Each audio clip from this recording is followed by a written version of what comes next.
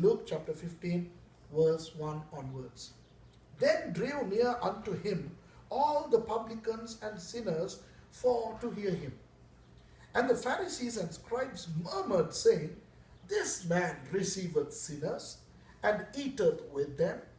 And he spake this parable unto them, saying, now the first parable is in response to the Pharisees and those who accused Jesus of eating with the sinners. What man of you, having 100 sheep, if he lose one of them, doth not leave the 99 in the wilderness, and go after that which is lost until he find it? And when he hath found it, he layeth it on his shoulders, rejoicing. And when he cometh home, he calleth together his friends and neighbors, saying unto them, Rejoice with me, for I have found my sheep which was lost. Verse 7, I say unto you, that likewise joy shall be in heaven over one sinner that repenteth, more than over 99 just persons which need no repentance. A parable is not a true story. Parabole, the two Greek words, say or show that a story that is told to bring out a truth.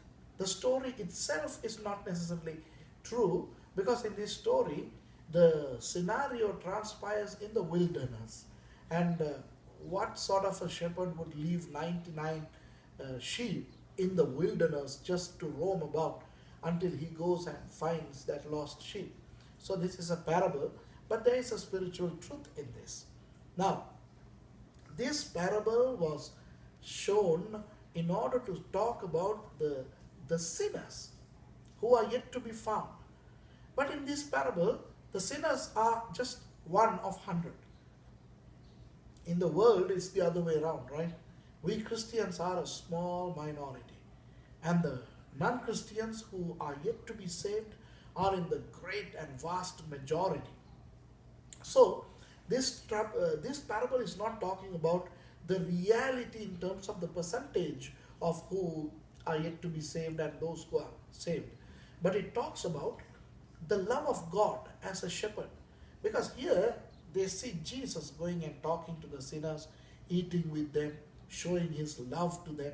And the Pharisees and the others who were self-righteous, they expected Jesus to always talk to them and to eat with them and to have communion with them. But when Jesus was going and talking to the sinners, they were so perturbed and they were murmuring. They were like, why would Jesus do that?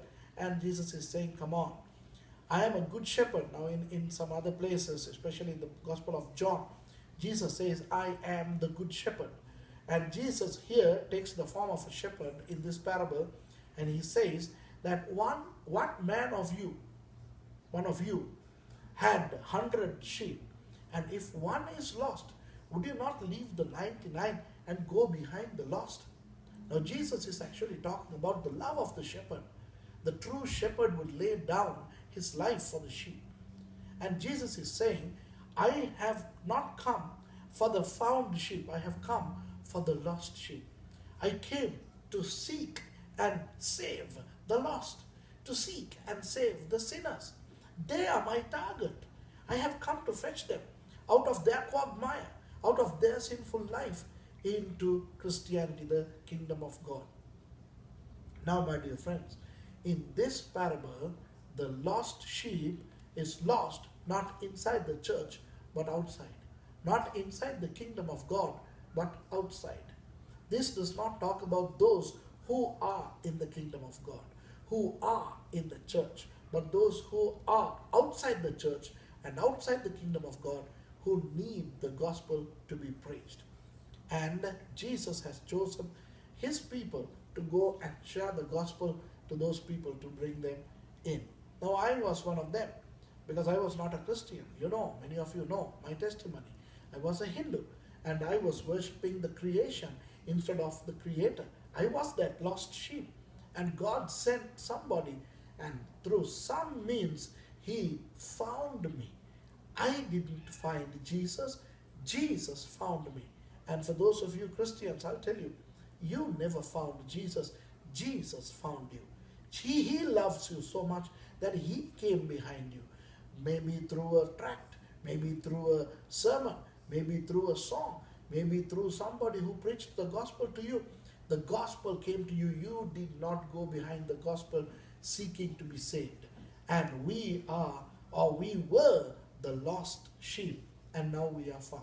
And the Bible says, Jesus says, and when that sheep is found, the shepherd goes to his friends and he says, look, one of my sheep got lost, but I found, and come and join with my rejoice. And in verse 7 he says, likewise, for one sinner's repentance, there will be great joy in heaven. Now I want to clearly explain this to you, my dear friends.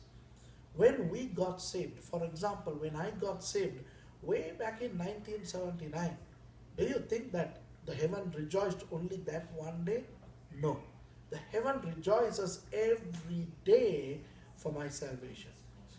The day you got saved, heaven rejoiced. But the heaven did not just rejoice for that one day. The heaven rejoices for your salvation from the day you got saved to this day. There is joy in heaven, rejoicing in heaven every day for your salvation.